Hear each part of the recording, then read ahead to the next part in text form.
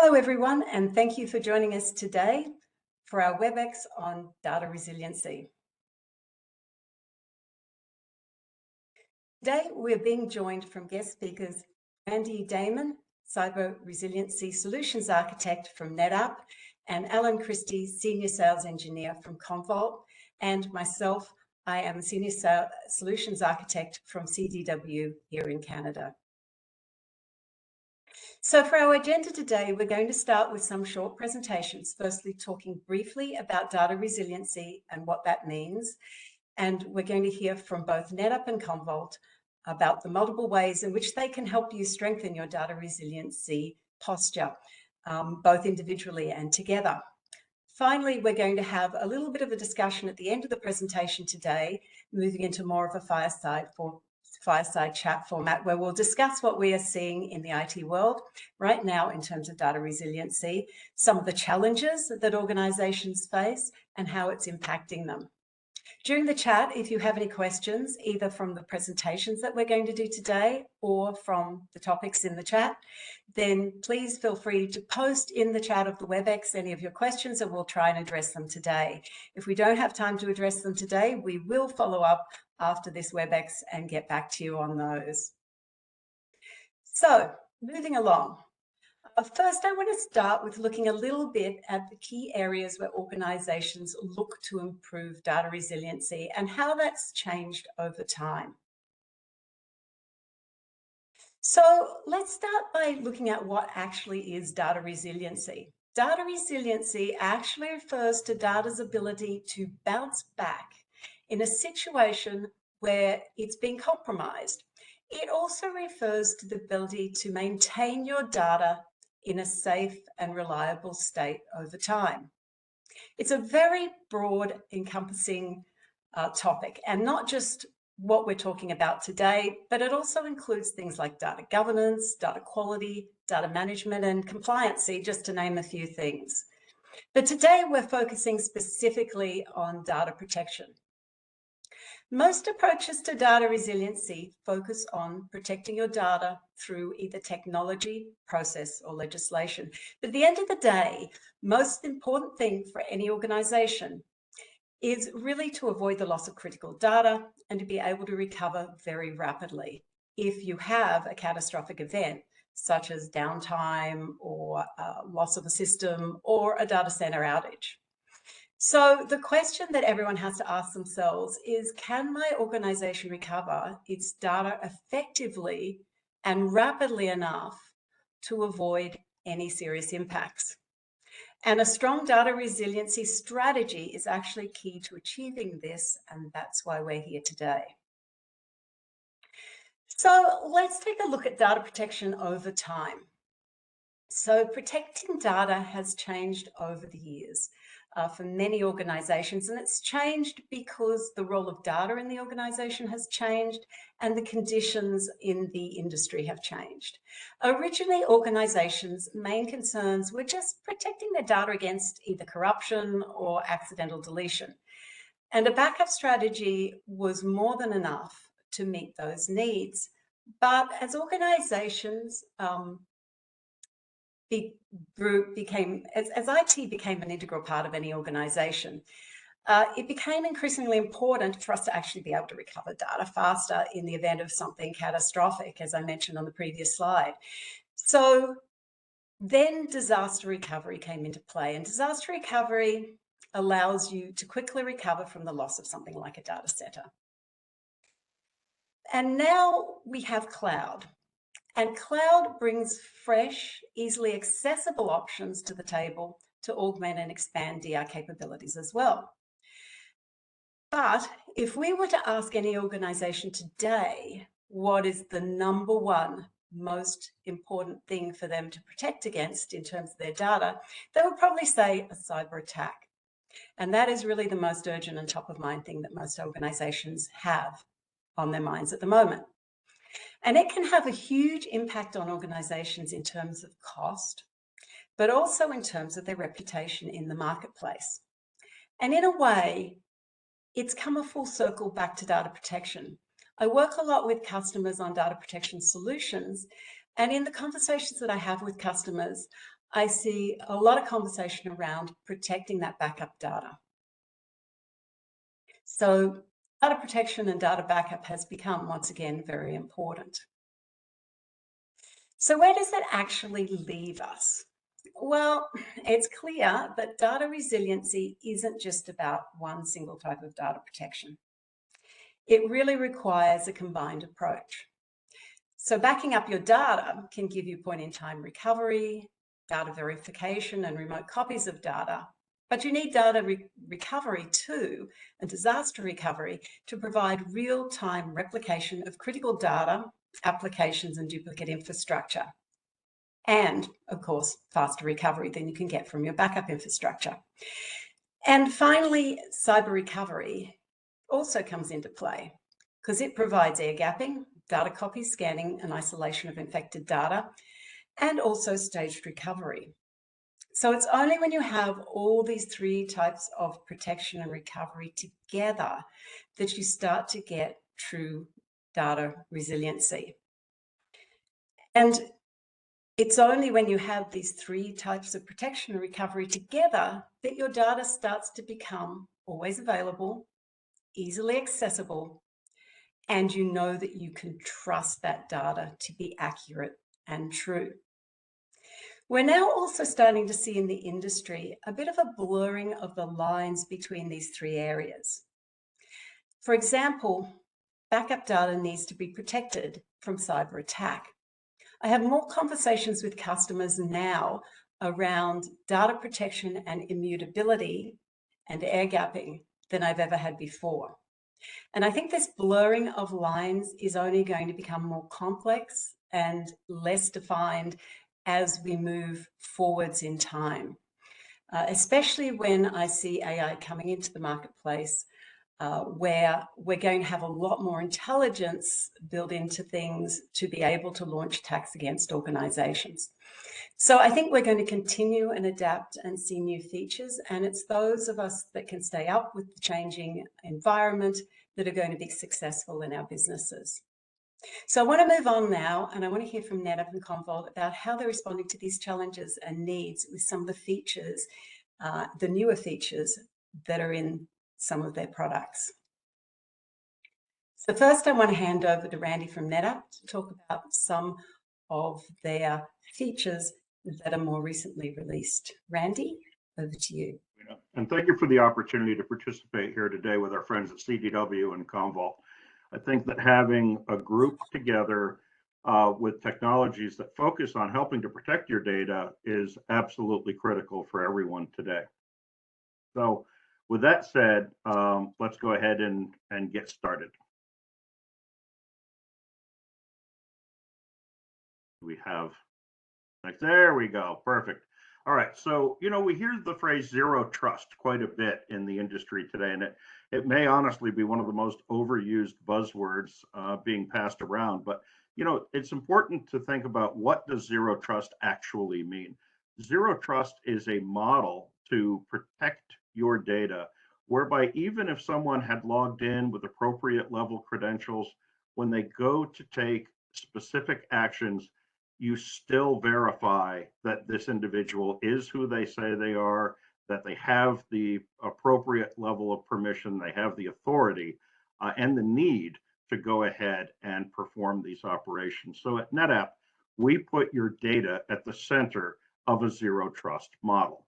Now, traditionally, we've had things like perimeter security, which is your traditional firewall, user access control, which is permissions, maybe multi-factor authentication.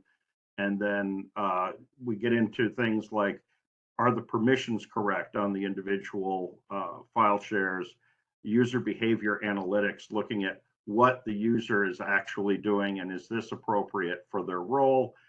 We can look at the storage behavior, and we can apply certain technologies such as encryption and various other security features to prevent the theft of data. And then, of course, we move forward with making sure that we have a secure copy of the data. So maybe an isolated recovery environment, or a golden copy, or perhaps air gapping as Rowena had mentioned.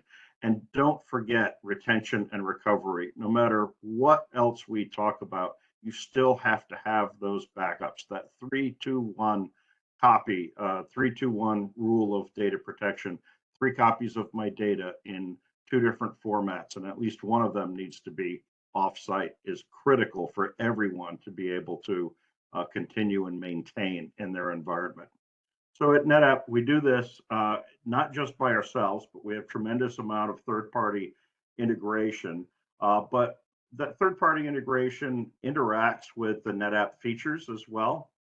So let's go ahead and hit the next slide. With regard to the perimeter security, the first feature within the NetApp portfolio is secure multi-tenancy. With secure multi-tenancy, when you have multiple tenants, data residing side by side on the same platform, there is no opportunity whatsoever for a sideways attack, a person to come in from one side to the other. With our third-party integration, we have the F-policy module, which is resident everywhere that you have an ONTAP instance running, whether that's in cloud volumes ONTAP, a physical array on-prem, whether it's a very large system or whether it happens to be a entry-level, very small system, it doesn't matter. It all works exactly the same way. Of course, we support multi-factor authentication and role-based access, but we take that a step further with multi-admin verify capabilities that were introduced within the last couple of versions of ONTAP.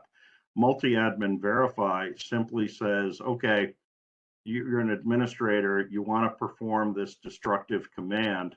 Instead of simply executing like it would traditionally, this feature now takes that destructive command and it enters a queue, and it requires additional administrative credentials to either approve or veto that command. So what we're really looking to do is help protect the environment against compromised administrative credentials, because we know that those are the keys to the kingdom, right? And that all of the hackers and ransomware are specifically seeking to elevate their privileges once they get into your environment. So beyond multi-factor authentication and multi-admin verify, there are some additional data services that are available from NetApp. Cloud Data Sense, which allows you to understand the nature of the data that you have, helps you define appropriate retention policies. Again, it's a little bit difficult to protect what you don't necessarily understand. And we're in today, the size of the data sets are simply expanding exponentially. So keeping absolutely everything because you're afraid to delete something or you're not certain if you can is really no longer an option. So DataSense helps you make sense and understand with far greater clarity what is actually within the data estate. And then, of course, through Cloud Insights, user behavior analytics. There are 3 different layers to the NetApp solution for ransomware. The very first is F-policy, because it's aware of every action that's taking place on the array, and it's there 24 hours, whether you're home sleeping or not. F-policy is aware of what operations are being performed with your data on the array. User behavior analytics, we actually match the activity that's taking place on the array with user information. So we're matching that with Active Directory, making sure that we understand not just what is happening to the data, but who is performing these operations. And then the automated ransomware protection that's available on every single platform is looking at specifically what is being performed, how is the data being accessed. So there's 3 different layers. We're looking at the users, we're looking at the actual array itself, how is the data being accessed, and then of course things such as encryption are available either through dedicated devices or software layer. And they go hand in hand with creating immutable data copies. We have worm protection available through our SnapLock technology. Some of the recent enhancements allow you to create a tamper-proof snapshot on your production data where none of the rest of the data is actually worm protected, just that snapshot. And it's protected again from administrative credentials. So we typically recommend a very short retention policy for these. But even in the event of a ransomware attack or a malicious act by administrative credentials that have been compromised, you still have the availability of this snapshot to help you recover from. Of course, we support many forms of backup and recovery. We do have our native BlueXP backup and recovery, which allows you to take a snapshot and write it out to an additional location. Now, this would be a fully self-described copy of the data. So I know that a snapshot on a production volume is not a backup, should not be treated as a backup. You still need to have a robust backup and recovery strategy for your environment. And for NetApp only environments, we do provide that capability through our BlueXP interface. Go ahead and hit the next slide, please. So how do we get these things? NetApp has modified our license structure to what we call ONTAP 1. ONTAP 1 is shipping on all systems as we speak today. It doesn't make any difference how large or how small the system is. The same tools are available to you, whether you have the largest enterprise structure or whether you have just a single array protecting data. So there are many different tools that are included with this. So the worm capability, the ability to replicate both between ONTAP systems or to S3 targets in the cloud, if that's what you want to do.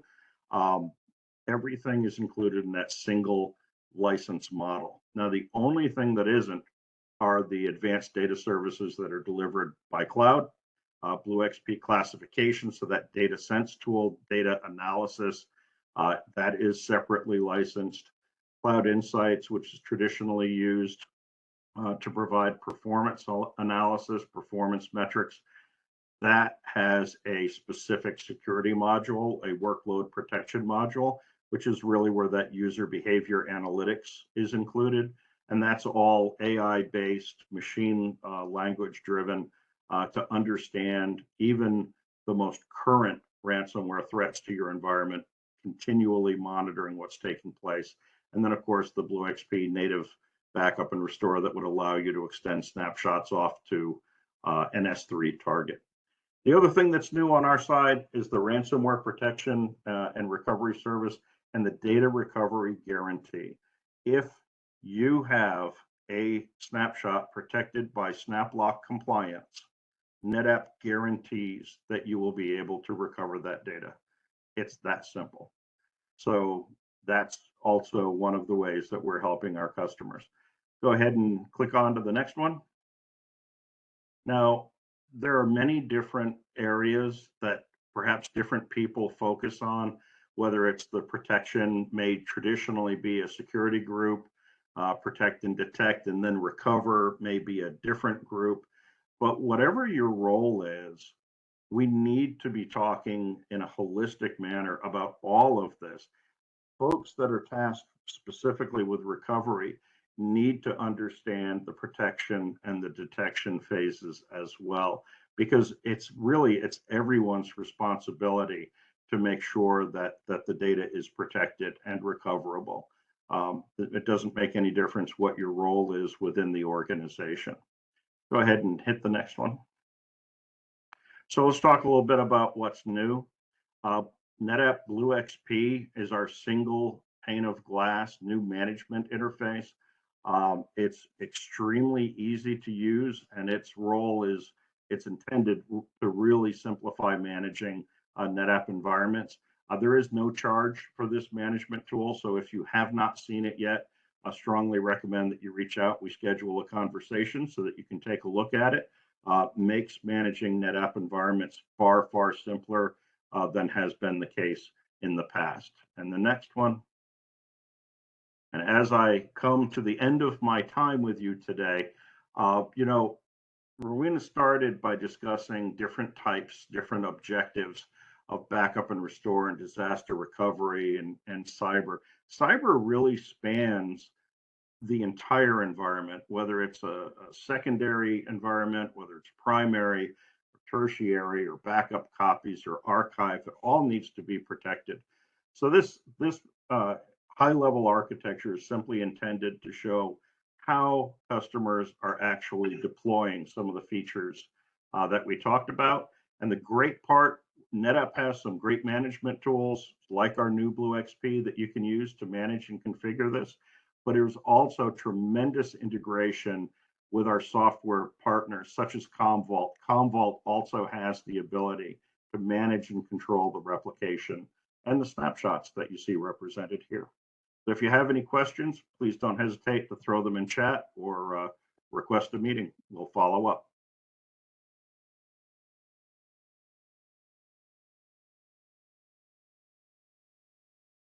Thank you, Randy. Sorry, I'm just going to hand over to Alan now, who's going to talk a little bit about Commvault's capabilities with NetApp and some of their new features for cybersecurity. Over to you, Alan. Okay, thank you, Randy. Thank you, Rowena. Hello, everyone. I'm Alan Christie with Commvault, and I'm privileged to be here today to present alongside our key partners, CDW and NetApp. Let's move forward. Next slide, please. Yeah. So every customer we work with shares a common challenge. Data is everywhere. And there is no future where data is in fewer places than it is today. All companies we work with have hybrid, multi-cloud strategies, managing workloads across clouds, regions, data centers, SaaS applications, and more.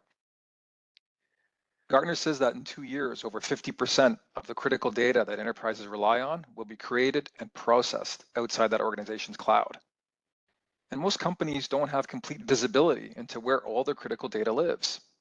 The result, even basic data protection practices like disaster recovery, backup and recovery, governance and compliance become a daunting set of challenges, making all that dispersed data harder to protect than ever before.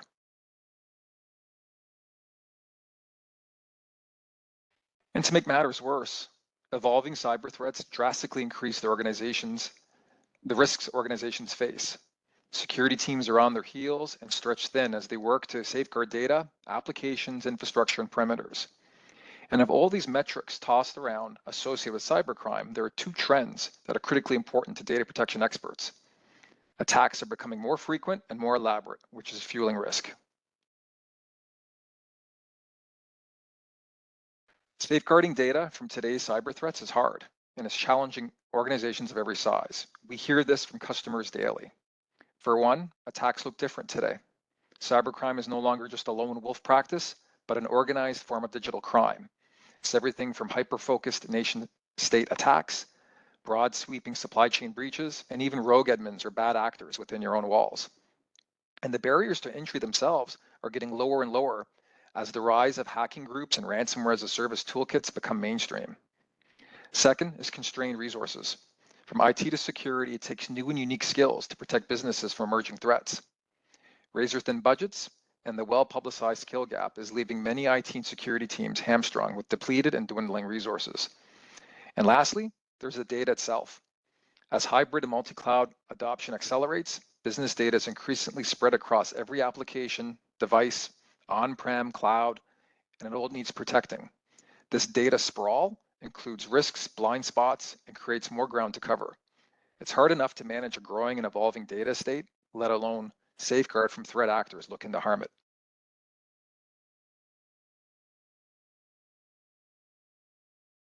How does Commvault help? Well, we've always supported customers to recover their data, and we can secure and defend it too. Our unified platform includes industry-leading services around resiliency and backup and recovery. We provide AI-driven automation, real-time visibility across your entire data protection universe, governance and control to help ensure compliance to legislation and internal policies. And finally, powerful APIs and ecosystem integrations bring it together. For example, a couple of our most recent security integrations are for Microsoft Sentinel and Palo Alto's XSOAR, which provides real-time visibility to security events and incidents, enabling rapid response and mitigation. And these are bi-directional integrations that include automation and orchestration capabilities, allowing for faster and more effective incident response. What else is new? Cyber threat deception. So what is cyber threat deception? And that's not a typo. It's deception, not detection. So the easiest way to explain at high level, I always ask my customers, have you seen the Top Gun movie? And it doesn't matter which one it was. Well, there was a scene where Tom Cruise is in his fighter jet and there's bad guys after him and they fire rockets and Tom Cruise has to hit the flares and the rockets destroy the flares and he's okay in his fighter jet. That's kind of high level. What is deception? It's fake data or disinformation or misinformation for the bad guys. So some folks might say, well, it's just a honeypot. This is more than just a honeypot. If a honeypot is triggered, that means the bad guys have already touched real data. And this is worth repeating. If a traditional honeypot has been triggered, that means the bad guys have already touched the real data. So shift left, as we call it, is needed to slow down the bad guys. So we formally introduced Metallic ThreatWise, which is our cyber threat deception SaaS offering to the Metallic family of services. ThreatWise is TrapX. It's a security company Commvault acquired a couple years ago. It's very popular in essential services like airports, utilities, government, banks, and so forth. But all organizations want to expose threats sooner, minimize damage, and accelerate the response. And Commvault's the only vendor with true cyber threat deception, which is a unique and differentiated approach of protecting your data in production environments. Our customers are able to surface ransomware attacks sooner before their data is compromised. IT and InfoSec sometimes don't communicate until there's an event, which sometimes can be too late. ThreatWise integrates with common security tools like SIEM and SOAR applications that improve that communication. Splunk, Azure Sentinel, Palo Alto XR, some of these integrations. ThreatWise is a Metallic service add-on, and how does it work? So without deception, bad actors, and they always seem to be that guy with a beard and a hoodie, which one customer jokingly told me, this is his entire IT team. But seriously, when bad actors get into your environment, they have a direct path to your data, where 100% of the assets in your environment are real. So the crown jewels can be attacked. So if you trip a honeypot, you're already interacting with real data. With ThreatWise, we're leveraging patented deception technology. So Metallic is dropping threat sensors around valuable assets, covering production environments with authentic lookalike decoys. These threat sensors can mimic servers, IoT devices, workstations, databases, security cameras, printers, and highly specialized customer assets, and more. By simulating real resources, Metallic threat sensors are indistinguishable from to attackers. So when they're engaged, we deliver high fidelity warning signals to key business stakeholders and security systems the moment they happen. And because ThreatWise sensors are only visible to bad actors, they provide highly accurate visibility into malicious activity without the false positives that can help surface recon, lateral movement, and unwanted privileged access. What else is new? Commvault Threat Scan. Next, please. So we're all familiar with ransomware threats and how devastating it can be for an organization. Ransomware is the last phase of an active threat. It begins with initial access, often from phishing, stolen credentials, or an exploit. This results in lateral movement of the threat and then the final impact, destruction, encryption, and exfiltration of data. And let's say the average dwell time of a threat is anywhere from 20 to 52 days. And it really depends on the sophistication of the organization's threat tool sets and skill sets. However, since backups are continuous and threats dwell within an environment before discovery, this means now backup content may be at risk to being infected. And infected backup content puts data recovery at risk. Not only does it take longer to recover clean data, but there's the risk of reinfection. So what can we do to mitigate? So if ransomware is sleeping in the backup, how do we address it? We know restoring infected data backup only delays recovery to the business as usual that everyone wants to get to. Commvault Threat Scan ensures backups are scanned before recovery, which has become a corporate IT mandate for some of the customers we talk to. Threat Scan is an add-on package that allows organizations to scan backup content for malware so they can have the confidence they're recovering clean data and avoid reinfection. Next slide. We're still the only data protection provider that protects anything across the hybrid cloud, SaaS, on-prem, and edge from anywhere, and available with most delivery options, all from a single user interface. Commvault secures, defends, and recovers your data to improve your organization's data resiliency. Thank you, and over to you, Arena. Okay, thank you very much, Alan and Randy. So I think I think your information is very interesting. I think it's exciting about some of the new features that are coming into your products and the way that your products are developing. I did see one question that came into the chat session. I think that was about protecting data on third-party clouds. I think that's a common challenge for a lot of customers. I think that a lot of organizations are in multiple cloud environments. And I think that to some extent, BlueXP addresses that. Would I be correct there, Randy? Do you want to talk a little bit more about that? Yeah, I was just actually looking for that, looking exactly to see what the question was. There we go. Right. So the answer is yes. There's a lot of different ways to actually leverage cloud. Sorry about that. I'll go ahead and turn the camera on as well. There are many different ways to leverage cloud. So in the case of NetApp running in the cloud, whether it's NetApp product or a first-party service, such as AWS or Google or Azure,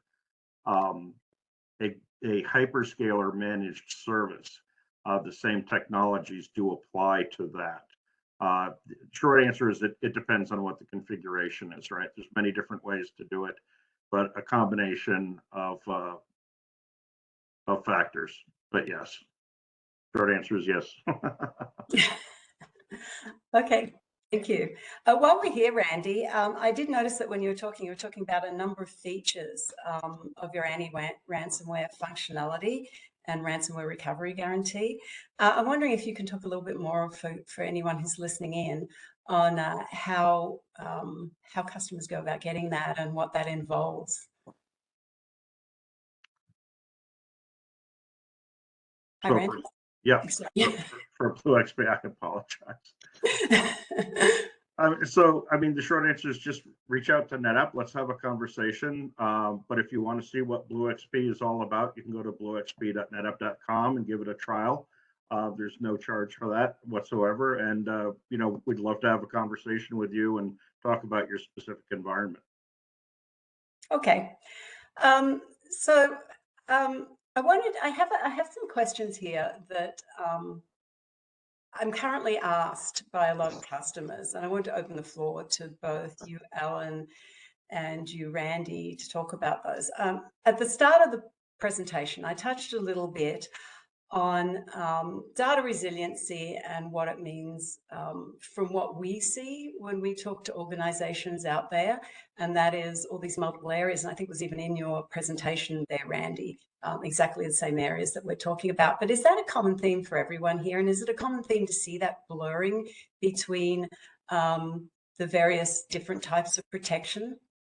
Oh, absolutely. You know, it doesn't really make any difference what your role is in the organization. It's everyone's responsibility to protect the data. And whether you're protecting it from traditional concerns, accidental deletion, intentional deletion, or corruption, or whether it's a higher level where you're ensuring the availability of the applications using disaster recovery, now you have people out there that are intentionally trying to cause you harm, whether they're going to steal your data or simply render it useless.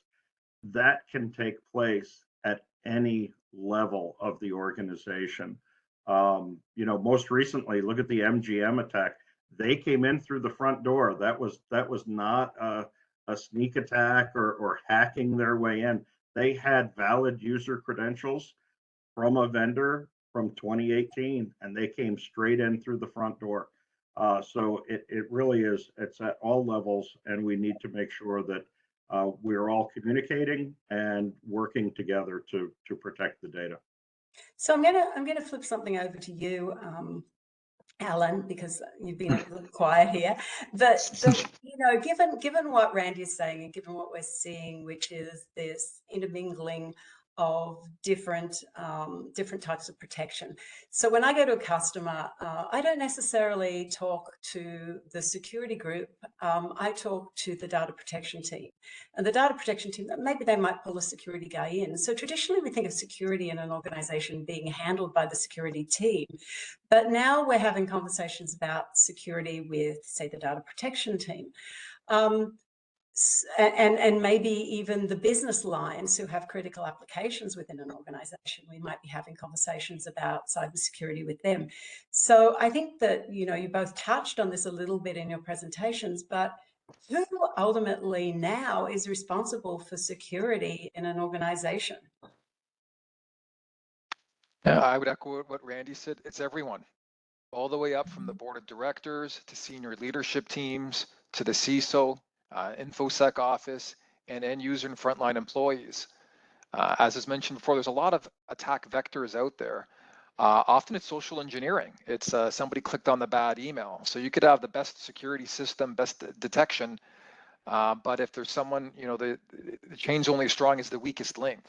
So we definitely want to make sure that there's training for the team on cybersecurity and what's good security hygiene, as well as making sure that customers are aware of the technologies from NetApp, the technologies from Commvault to help improve that cybersecurity or DR posture, because there's been a real blurring, as you said, Marina, blending, and I really like that Venn diagram that you had, where it's like disaster recovery, cybersecurity, data protection.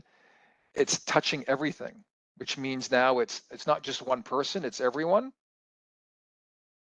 And that's really what we're seeing too. So I guess the question is then, is siloing an issue for organizations where you have different groups of people all putting things into place that don't perhaps play together across the entire organization? Is that something you see a lot? Oh, absolutely. Absolutely. There's siloing within teams, siloing within technologies. This is why at Commvault we look at where are ways we can integrate.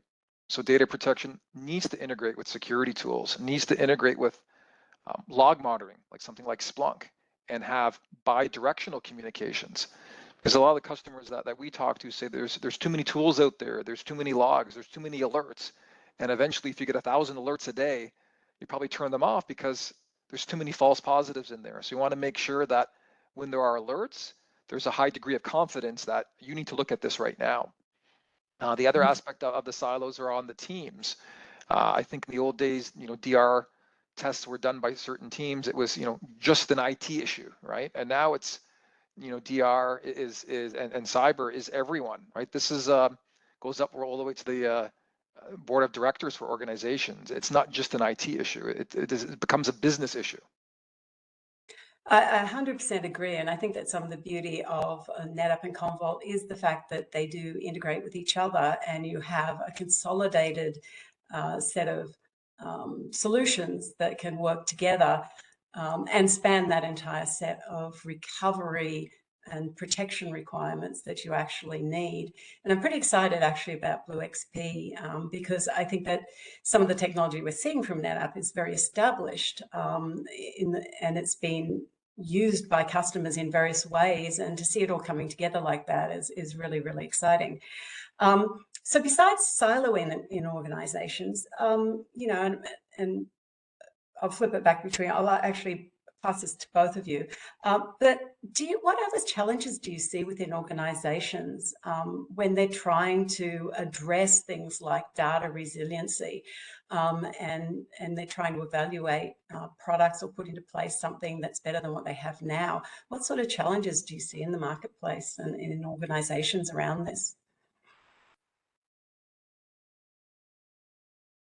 Silence. We'll let Alan go first on this one. We'll swap. Okay. I can go first too. I can go first. I often see justifying budget as a big issue, but I'll pass over to you, Alan, and see. Yeah, I see it looking at the products and infrastructure being able to work together, right? You talked about silos or earlier. You know, the silos need to be broken down. That's usually with integrations on the technology side. That's also with communication from the different teams. And we also look at it that there has to be a common method to protect all the workloads, because there's data within an organization that is someone's production within that organization. So it does have to be treated seriously, and we say leave no workload behind. That's one of our mantras here, and that we find that's very important, that when there is an event or there's an issue with data resiliency, that you have a common area where to look. There's a common language between groups. I agree, and I think that one of the challenges as well is for organizations is to understand what the data they have and to understand, which data they want to protect. And I think that, it's involving the right stakeholders who understand the information that they have and what needs to be protected and at what level it needs to be protected. I think that's a challenge for organizations. Randy, did you want to add anything here? No, that's exactly what I was going to say. Making, the first step to protecting what you have is understanding the nature of it. And I think that's a huge challenge for many customers. So automation and tools like the DataSense tool, I think is very helpful to determining appropriate retention and, protection policies. Mm-hmm. And I think that, strangely enough, I think that's the hardest bit. And once you have that into place, in place, you're able to look at tools that address exactly your needs. But, the difficulty understanding that is part of the challenge. And I kind of threw out a little bit earlier around budgets in organizations. And I think that the challenge there is kind of with organizations, looking at it, what is the cost of putting something into place as opposed to the cost of what if you don't put something into place? What is the damage to organization going to be if you lose that data or if something happens to that data? That's what I would kind of add there. So I think, from your perspective, Ellen, I might throw this back to you. Because Randy already touched a little bit on zero trust architecture. What do you see in the marketplace from a zero? Because it seems like everywhere I turn, there's something on zero trust architecture and talking about that, right? Yeah, absolutely. I mean, this becomes a common topic with our customers, and they say you ask 10 people about zero trust architecture, you likely get 10 different answers depending on the person's role, perspectives, even within the same industry or organization. It was best explained to me by use of an analogy that for everyone that actually did any travel during COVID-19 restrictions can appreciate this. I checked into a hotel resort with my family. For masking and social distancing, we had different restrictions. So the hotel room key given by reception allowed us into the elevator into our room, but we needed to get it updated to use the gym or the pool. They were both under strict capacity limits and even time limits and time restrictions. So there was no more concept of one security card to access everything, which meant we had to be authorized and authenticated over and over again to access certain areas of the hotel, even the same area we'd already had access to just a few hours ago. So how this applies to IT, Randy did, I thought, a really good job explaining the keys to the kingdom. In the IT world, you don't want to have one person has credentials that they have access to everything. And that's why we want to slow down access to sensitive data or systems to maintain a higher level of security. So unfortunately, there's no one single product that can be purchased that gives the checkbox zero trust architecture. It's a combination of technologies. It's software working with hardware, and also the services that wrap them up. And this is why, working with CDW and their partners, you get a really good holistic view of what zero trust architecture is and how it applies to your business. And I think so. If I'm hearing you right, really, Ellen, zero trust architecture, when we look at it, is really about, we can expect that someone might happen to get into the organization. We do see a lot of cyber attacks, a lot of which don't make the news. we can expect someone to get in, but zero trust is really about limiting if they do get into someone's credentials, limiting the damage that someone can do when they attack. Yeah. Is that a good? Yeah. Yeah, there's actually one other thing I want to add on that. So within Commvault, we do have, there's certain activities that are privileged. For example, trying to delete a client or delete a mount path where backups are residing. In the old days, you're an administrator, you can do everything, like you're a root user or Windows domain admin user. So within Commvault, we have workflow authorizations that can be applied to prevent these acts. So even if someone's an administrator and they want to delete data, well, that's a privilege. That's a very high level, could be catastrophic if it's done by the, a wrong person, either by mistake or malicious actor, where, for example, I report to, to Randy. Randy's one of the senior admins. I'm trying to delete something within a backup. There's a workflow that goes to him and he has to approve it, and vice versa. These are ways to distribute some of that risk, so there's no one person that can bring a system down, and that's one of the capabilities that we have within Commvault. Awesome. So I'm going to flip back to you, Randy, and you went through a lot of technology that built out into a nice solution on the last slide. In terms of disaster recovery and backup. And I've worked in the past myself as, with NetApp technology very closely and the snapshot technology. And I know that part of the value of the snapshot technology is the immutability and the ability to recover very rapidly. So you work with customers building out these sorts of infrastructures. What are some of the mistakes that you see customers make when they're looking and evaluating technology and they're looking to build out a solution like this? Oh, probably one of the most common challenges is trying to shoehorn everything into a specific budgetary number. I mean, I think we need to look at the situation, look at the cost of not protecting your data. I mean, quite frankly, some of these, it's an existential threat if you are prohibited from accessing your data, or your data is simply stolen and deleted. I mean, and these aren't just, hackers. It's not just the guy in the hoodie that's out there doing this. In some instances, this activity is being sponsored by nation states. And, particularly with startups and smaller company that may be working on the cutting edge with AI or some other, bleeding edge technology, there are many, many different geopolitical entities that are interested in stealing intellectual property. So, I mean, I think it's one of the common mistakes is saying, okay, I have X number of dollars, I want to protect everything. Well, maybe we should just kind of flip that around and say, what's the cost of not protecting this, or what's the risk, right? Really, truly understanding the risk for each data set, and what is the appropriate level of protection. We don't have to do everything for every single piece of data. Security is like layers of an onion, so some areas will naturally have more layers than others, and it's a process to get there.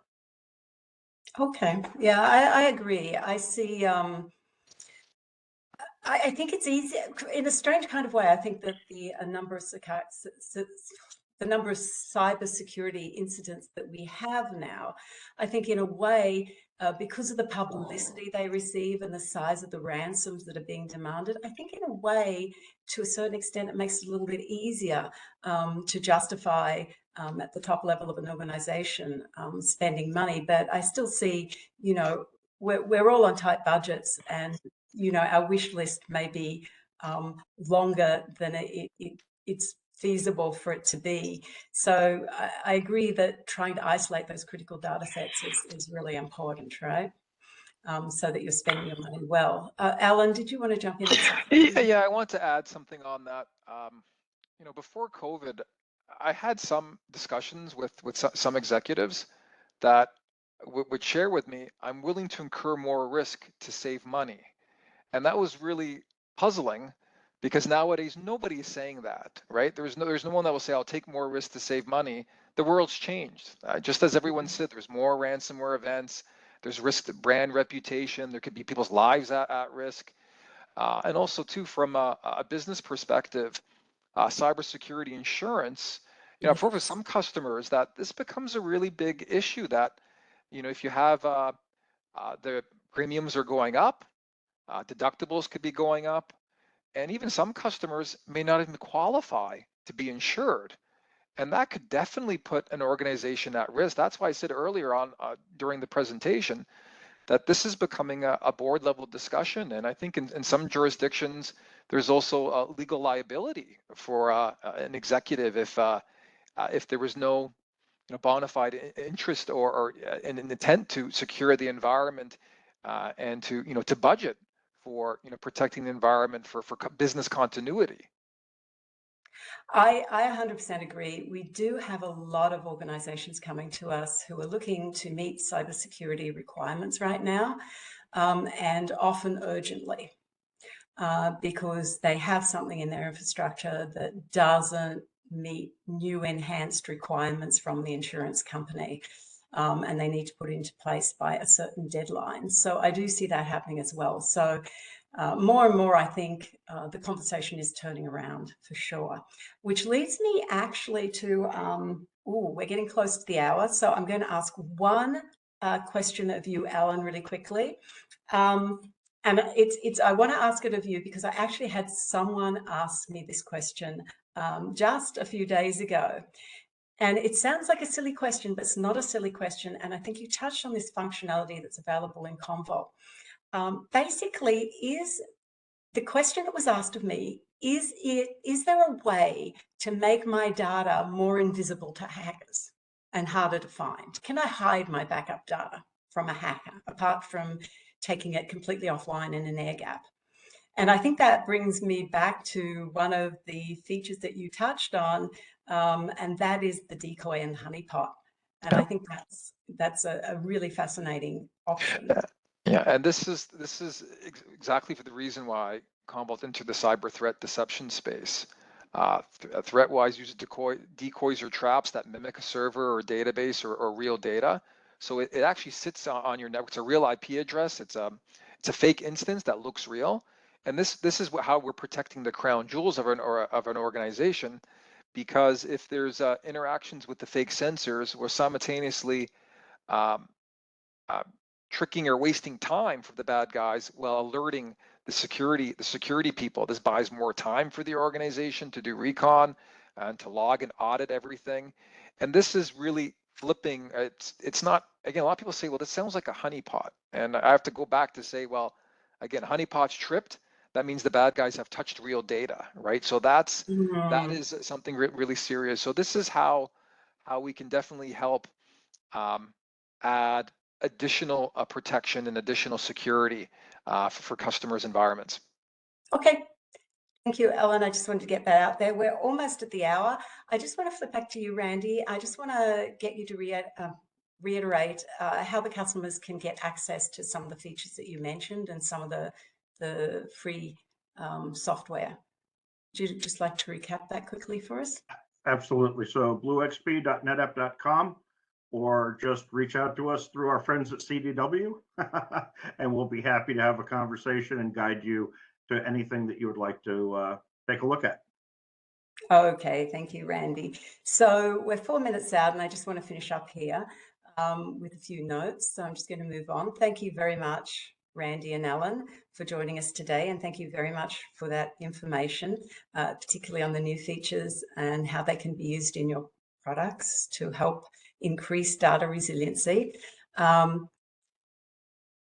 Way of finishing today, I'd like to ask and encourage everyone who's on the call today, if you have further questions and you'd like to have a further conversation, please do reach out to your CDW account executive to book a call with your account executive, one of our security and data protection focused solutions architects to discuss your current state and your end goals.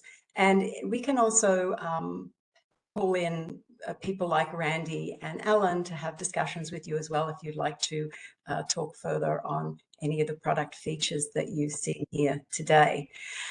We didn't talk about this in the presentation today, but we do have a large services organization here at CDW that has a dedicated data protection service group. And I saw Michael Code answering a question in the chat earlier. Michael Code is the manager of our data protection services area. And one of the things I want to bring to your attention is that we do assessments for data protection.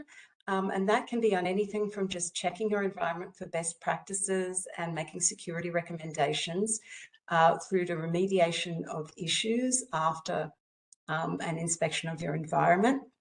Or we can actually do assessments to help you make better use of your existing data protection solution, or to help you choose a new solution in the marketplace if it's very confusing for you. Because there's a lot out there at the moment. So being able to understand where Commvault and NetApp can excel is really important. So we also have a risk advisory services group, and that risk advisory services group also does assessments for a wide range of things, including audits to help you achieve your security insurance requirements. But we also do threat risk assessments, vulnerability, pen testing. We do tabletop exercises sometimes in conjunction with the data protection group if it's around your data protection services. And we do all sorts of consulting. So I do encourage you to reach out to your CDW account rep. On that note, I would like to say thank you, everyone, for joining us today and taking the time out of your day. And I hope that you have a really good rest of the day. Thank you. Thank you. Thank you.